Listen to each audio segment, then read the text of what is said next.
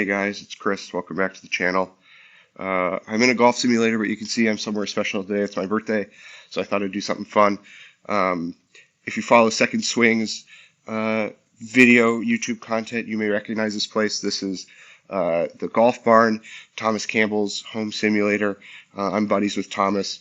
I've come here off and on over the past year or so since it's been built, and I wanted to do a video today, something kind of fun. If you've seen my stuff, you know I've got a simulator in my garage. I've got a Garmin RCT.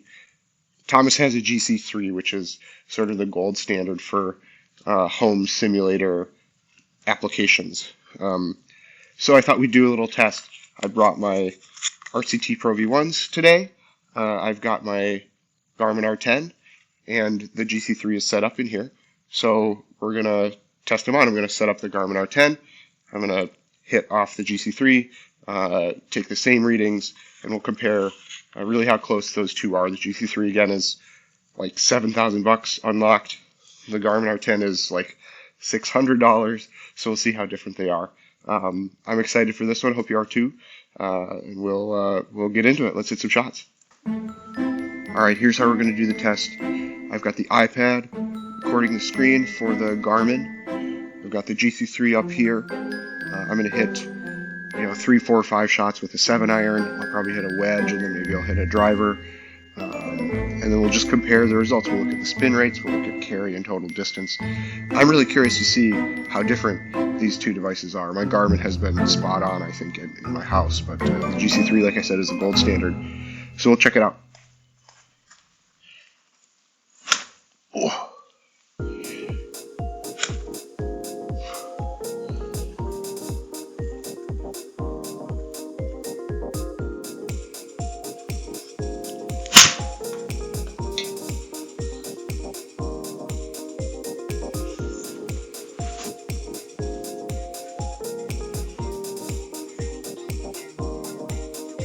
Alright, so we got 55.74 spin versus 54.65, 169 going 176, 164 going 176. Pretty close on the first one.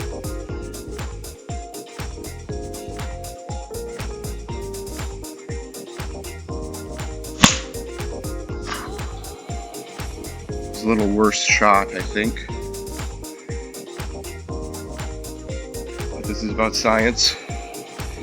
Alright, the Garmin 163 going 171, 5100 spin.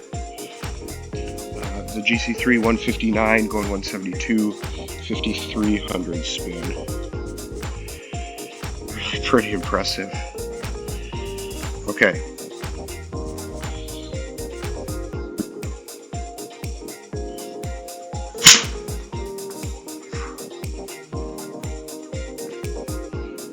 A little different kind of spin on that one. I turned it, kind of pulled it and turned it over. Garmin 185 going 196, 4600 spin. GC3 178 going 191, 4800 spin. Let's do one more for fun.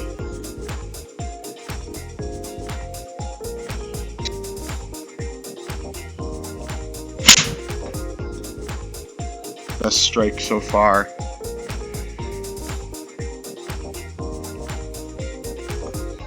Garmin had that a little right of the center line.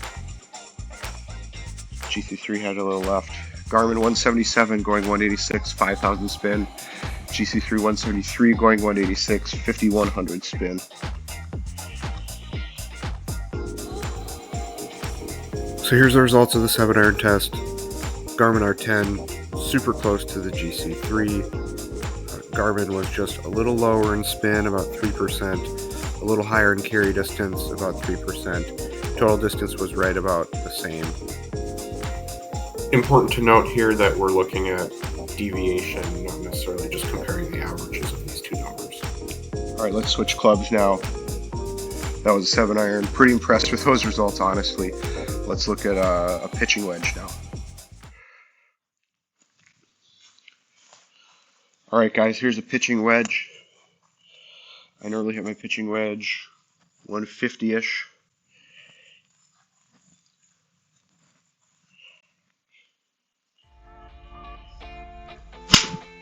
Oh, that was a nice strike there.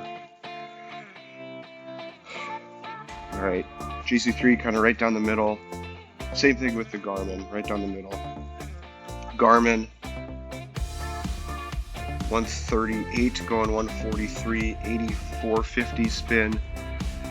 GC3 134 going 141, 8300 spin.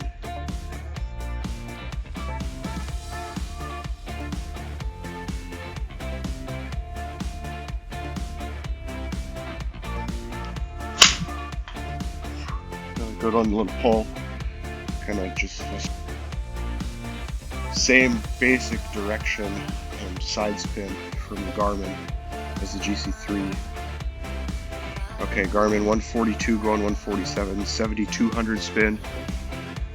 GC3 139 going 148, 7300 spin.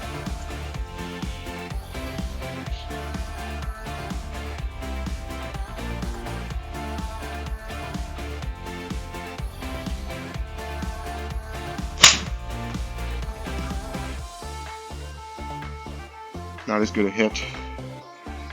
Pretty decent result. Similar direction. Alright, Garmin 136 going 140, 7200. GC3 133 going 141, 7300 spin. Okay, here's results for pitching wedge. We're looking at total deviation here, so no matter whether the Garmin was higher or lower than the GC3, we're just looking at the total deviation from the GC3. And the numbers are still pretty good. 1% on spin, 2.5% on carry distance, about 1% on total. So still very close to the GC3. Alright, I'm not sure if I'm warmed up for it yet, but let's hit some drivers. Alright guys, I got the big dog out, hitting G425 Max driver. The weight is set in the toe. I hit a draw, so I'm trying to discourage a draw. But this one isn't about how I hit it, really. It's about what the numbers come out as. So let's see if the Garmin can keep up on a driver. I've been awfully impressed so far on the 7-iron and on the pitching wedge. So let's check it out here.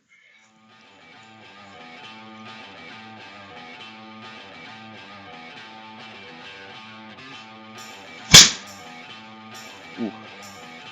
Not a good strike. Low off the heel. They both did something pretty similar in terms of direction. Oh, this is very different. Garmin said it only carried 100, went 190. GC3 said it carried 230, going 250. The spin rates were 2300 on the Garmin versus 3200 on the GC3. So that's a very different result. I almost missed the ball in this middle of winter. I'm out of the freeze in here to hit some. So let's try again. Maybe it'll read better in a different result. That was a good hit there. Kind of up the left-hand side of the fairway. Yeah, similar directional. Garmin 254 carry, 274 total, 2200 backspin. GC3 265 carry, 292 total, 1700 backspin.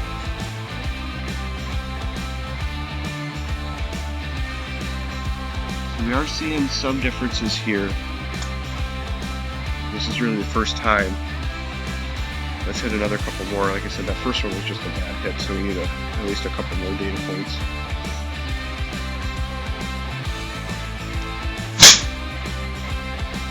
Good hit, kind of pulled it. Similar to the last one. Yep, Same sort of directional. Okay, Garmin 254 going 272, 2570 backspin. GC3 255 going 280, 2000 backspin.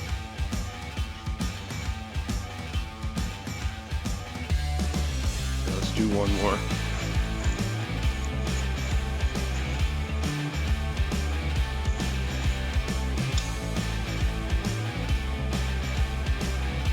Trying to hit a good one here.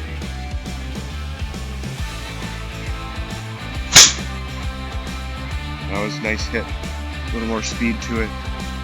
Looks like it's cutting. Oh, that's interesting. On the Garmin thinks it drew right to left. The GC3 thinks it cut left to right. I tend to trust the GC3 on that one. Garmin 247 going 268. 2100 backspin. GC3 257 going 279. 2300 backspin. I think that one had a lot to do with the cut versus draw.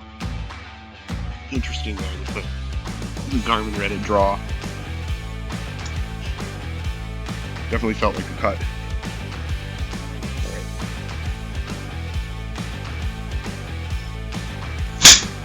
Oh, that was hammered.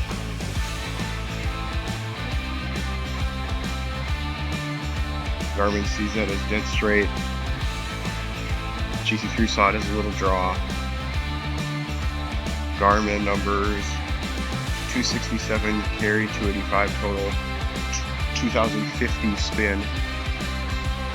GC3 269 carry, 292 total, 2287 spin. Interesting. Interesting. Okay, here's results on the driver test. I did end up taking out that first shot, which was a mishit by me and a misread by the Garmin. But for the remaining 4 shots, we're looking at the deviation on both a percentage basis and an absolute basis. So for spin, the deviation was almost 20%. But when you look at it on an absolute basis, we're looking at just under 400 RPM. That's still respectably close, in my opinion. The carry distance was 6 yards, or about 2%, and the total distance was 11 yards, or about 4%. All right, some super interesting results there in this little test comparing the GC3, kind of the best consumer grade launch monitor you can get, about $7,000, $7,500 unlocked, versus the little Garmin R10, $600 brand new, packs a punch. The 7-iron and the pitching wedge were basically dead on. The Garmin was pretty consistently reading, a couple yards farther of shots than the GC3 was. That could just be due to what it's assuming for air temperature and elevation and stuff. I'm not sure that I necessarily equalized those, but the carry distance was very close. The backspin was very close, but for the 7-iron and the wedge.